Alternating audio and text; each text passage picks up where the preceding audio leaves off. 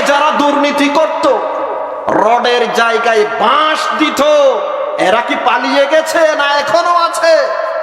মাদক দ্রব্য পানকারী আমাদের এই দেশে তো নাই মনে হয়, আপনাদের সন্দ্বীপে আসেনি? মদ পান করে, গাঁজা পান করে এমন মানুষ কি সন্দ্বীপে নেই? না। কোন এখন তো দলীয় কোন সরকার নাই, আরো বেশি করে খায় ঘুষ, কথা কি কেনা? ভাবে রাষ্ট্র প্রধান যিনি আছে, উনি যদি ওনার দায়িত্ব সঠিকভাবে পালন করে, তাহলে প্রজাগণের অধিকার কর্ম হবে না। সেজন্য আমি যদি এই শহর থেকে বেরিয়ে যাই, আমি আশাবাদী আল্লাহ তাআলা আপনাদেরকে বৃষ্টি দিবে। এত বড় বুজুর্গ হওয়া সত্ত্বেও নিজেকে অপরাধী মনে করেছে কে? জুন্নুন মিসরি। আর আমরা যদি সেই জায়গায় হতাম, আমরা কি বলতাম? যে আমি সবচেয়ে ভালো মানুষ এই শহরে, তোমরাই অপরাধী, তোমাদের কারণে আল্লাহ বৃষ্টি বন্ধ করে দিয়েছে, তোমরা দেশ থেকে পালিয়ে যাও। এই কথা আমরা বলতাম। আমাদের মুরব্বীগণ, আমাদের আসলাফ, সাহাবায়ে কেরাম, তাবিঈন, তবে তাবিঈন, ইমামগণ, আল্লাহর ওলিগণ নিজেদেরকে দোষী মনে করতেন। কিন্তু দুঃখজনক হলেও সত্য, আমরা নিজেদেরকে দোষী মনে করি না, অপরকে দোষী মনে করি। আমরা নিজেদেরকে ফেরেশতা মনে করি আর অপরকে শয়তান মনে করি। সেজন্য সংস্কারের আমরা স্লোগান দিচ্ছি, কিন্তু কোনো কাজ হচ্ছে না। বলুন তো আল্লাহ কি বলেছেন? সংস্কারের কাজ অপর থেকে আরম্ভ করতে বলেছেন না নিজের থেকে? নিজের থেকে আরম্ভ করতে বলেছেন। আগে যারা সুদ খাইতো, এরা কি এখন সুদ ছেড়েছে? না। আগে যারা ঘুষ খাইতো, এরা কি এখন ঘুষ ছেড়েছে? না। এখন তো দলীয় কোনো সরকার নাই, আরো বেশি করে খায় ঘুষ, কথা কি কেনা?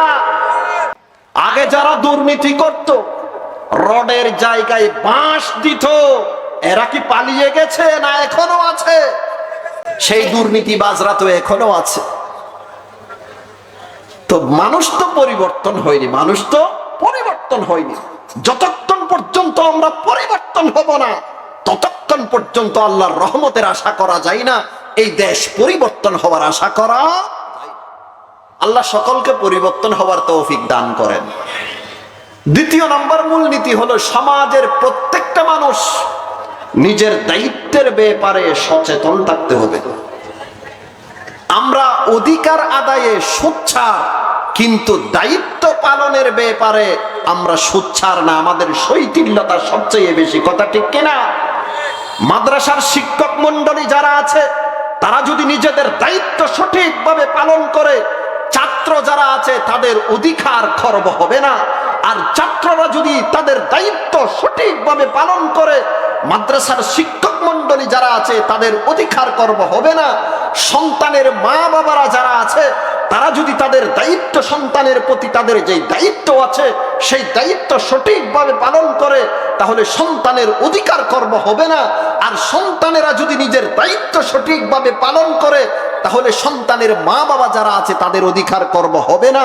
ঠিক তেমনি ভাবে রাষ্ট্র প্রধান যিনি আছে, উনি যদি ওনার দায়িত্ব সঠিকভাবে পালন করে, তাহলে প্রজাগণের অধিকার কর্ম হবে না। আর প্রজাগণ যদি তাদের দায়িত্ব সঠিকভাবে পালন করে, তাহলে রাষ্ট্র প্রধানের অধিকার কর্ম হবে না। প্রত্যেকটা মানুষ যদি নিজের দায়িত্বের ব্যাপারে সচেতন থাকে, এই দেশ বাংলাদেশ সোনার বাংলাদেশ হয়ে যাবে। হাদিস শরীফে আছে, জনাবে মুহাম্মদুর রাসূলুল্লাহ সাল্লাল্লাহু আলাইহি ওয়াসাল্লামের ইরশাদ করেছেন, ক্বালা রাসূলুল্লাহ সাল্লাল্লাহু তাআলা আলাইহি ওয়াসাল্লাম, আলা কুল্লুকুম রা'ইন ওয়া কুল্লুকুম মাসউলুন আন রা'ইয়াতি, আও কামা ক্বালা নবিয়্যু আলাইহিস সালাতু ওয়াস সালাম। আল্লাহর রাসূল বলেন, ওগো আমার বান্দারা, ওগো আমার উম্মতেরা, তোমাদের প্রত্যেকেই দায়িত্বশীল, তোমাদের প্রত্যেকেই অভিভাবক, তোমাদের প্রত্যেকেই জিম্মাদার, তোমাদের প্রত্যেককে তার অধীনস্থের ব্যাপারে কাল হাসরের ময়দানে জিজ্ঞাসা করা হবে। তোমাদের প্রত্যেকেই জিম্মাদার, তোমাদের প্রত্যেককে কাল হাসরের ময়দানে তার অধীনস্থের ব্যাপারে জিজ্ঞাসা করা হবে। শুধু আপনার নামাজ, আপনার রোজা, আপনার হজ, আপনার যাকাত আপনাকে জাহান্নাম থেকে বাঁচাবে না। আপনার অধীনস্থে আপনার সন্তান আছে, আপনার মেয়ে আছে, আপনার স্ত্রী আছে, কাল হাসরের ময়দানে জিজ্ঞাসা করা হবে তাদেরকে শরীয়ত মতে পরিচালিত করা হয়েছে কিনা, যদি সঠিক উত্তর দিতে পারেন তাহলে বেঁচে যাবেন, আর যদি সঠিক উত্তর দিতে না পারেন দুনিয়ার আদালতে আপনার বিচার না হলে আল্লাহর আদালতে আপনার বিচার হবে। আপনি নামাজ পড়েন, আপনার ছেলে নামাজ পড়ে না, জীবনে কোনোদিন ছেলেকে নামাজ পড়তে বলেছেন? না। আপনার মেয়ে পর্দা করে না, দুলাভাইকে দেখা দেয়। আপনার স্ত্রী পর্দা করে না, বেহায়ার মতো রাস্তায় রাস্তায় ঘোরাফেরা করে, আপনি কোনোদিন বাধা দেন নাই। নবীর বাসায় আপনার নাম আমার নাম হলো দয়ুস।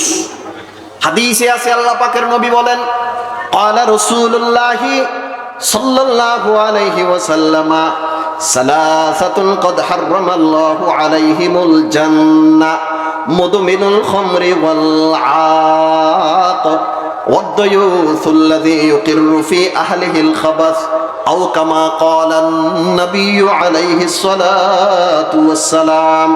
আল্লাহর রাসূল বলেন, তিন শ্রেণীর মানুষের উপর আল্লাহ তাআলা জান্নাত হারাম করে দিয়েছেন। কত শ্রেণীর মানুষ? তিন শ্রেণীর মানুষের উপর আল্লাহ জান্নাত হারাম করে দিয়েছেন। তার মধ্যে প্রথম শ্রেণীর মানুষ হলো মুদমিনুল খামর, যারা নিয়মিত মদ পান করে। মাদক দ্রব্য পানকারী আমাদের এই দেশে তো নাই মনে হয়, আপনাদের সন্দ্বীপে আসেনি? মদ পান করে, গাঁজা পান করে এমন মানুষ কি সন্দ্বীপে নেই? কোন লাভ আছে পান করাতে? লাভ নেই। যারা মাদক দ্রব্য পান করে তাওবা ব্যতীত ইন্তিকাল করবে, মাদক পান করা হারাম, কবিরা গুনাহ। কোন মানুষ যদি তাওবা ব্যতীত ইন্তিকাল করে, আল্লাহর রাসূল বলেন সে মূর্তি পূজারীর মতো আল্লাহর সাথে সাক্ষাৎ করবে। এক হাদিসে আছে, মুসলিম শরীফের হাদিস, আল্লাহর রাসূল বলেন, ক্বালা রাসূলুল্লাহি সাল্লাল্লাহু তাআলা আলাইহি ওয়াসাল্লাম, কুল্লু মুসকিরিন হারাম ওয়া ইন্না আলা আল্লাহি আযজা ওয়া জাল্লা আহদান লিমান ইয়াশরাবুল মুসকিরা আন ইয়াসকিয়াহু মিন তিনাতিল খাবাল। ক্বালু ইয়া রাসূলাল্লাহ ওয়া মা তিনাতুল খাবাল? قال عرق أهل النار أو عسارة أهل النار أو كما قال النبي عليه الصلاة والسلام। আল্লাহর রাসূল বলেন, যে দ্রব্য পান করলে মানুষ নেশাগ্রস্ত হয় তা ইসলাম ধর্মে হারাম।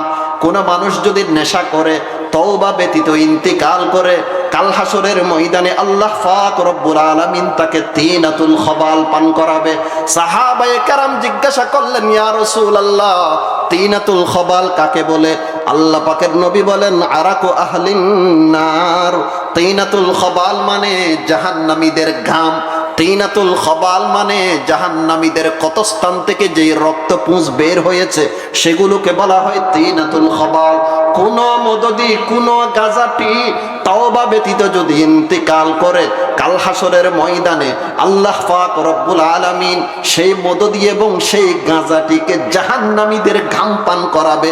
জাহান্নামীদের কতস্থান থেকে যে রক্তপুঞ্জ বাহির হয় সেগুলো পান করাবে। নাউযু বিল্লাহ। তিন শ্রেণীর মানুষের উপর আল্লাহ জান্নাতকে হারাম করে দিয়েছেন। সর্বপ্রথম হলো নিয়মিত মদ পানকারী। নাম্বার 2, ওয়াল আaq, যেই সন্তান মা বাবার নাফরমানি করে তার জন্য জান্নাত হারাম। 3 নাম্বার হলো দয়ুস। দয়ুস কাকে বলে? ওই অভিভাবকের নাম দয়ুস, ওই সন্তানের মা বাবার নাম দয়ুস, যার সন্তানেরা অন্যায় কাজ করতেছে, মা বাবা দেখা সত্ত্বেও, জানা সত্ত্বেও বাধা দেয় না, সেই মা বাবা, সেই অভিভাবক হলো নবীর বাসায় দয়ুস। তার জন্য আল্লাহ জান্নাতকে হারাম করে দিয়েছে। তাহলে তোমাদের প্রত্যেকেই জিম্মাদার, প্রত্যেককে কিন্তু তার অধীনস্থের ব্যাপারে জিজ্ঞাসা করতে হবে। সন্তান যদি নামাজ না পড়ে, নামাজ পড়তে বলতে হবে। স্ত্রী যদি পর্দা না করে, পর্দা করতে বলতে হবে। এখন আপনি বলবেন, হুজুর আমি বুড়ো হয়ে গেছি, আমি বললে কি তারা শুনবে? না শোনো, কিন্তু আপনি দায়িত্ব পালন করেন। আপনি যদি দায়িত্ব পালন করেন, আল্লাহর কাছে আপনি ক্লিন হয়ে গেছেন, পরিষ্কার হয়ে গেছেন। আর তারা যদি আপনার কথার উপর আমল না করে, তাহলে তারা বেঁচে যাবে, তারা তাদের জবাবদিহিতা আল্লাহর সামনে করবে। কিন্তু আল্লাহ যদি জিজ্ঞাসা করে, তোমার আন্ডারে তোমার স্ত্রী ছিল, তোমার মেয়ে ছিল, তোমার ছেলে ছিল, তাদেরকে শরীয়ত মতে তুমি কি পরিচালনা করেছো? যদি সঠিক উত্তর আপনি দিতে না পারেন, আল্লাহর পাকড়াও থেকে আপনি বাঁচতে পারবেন।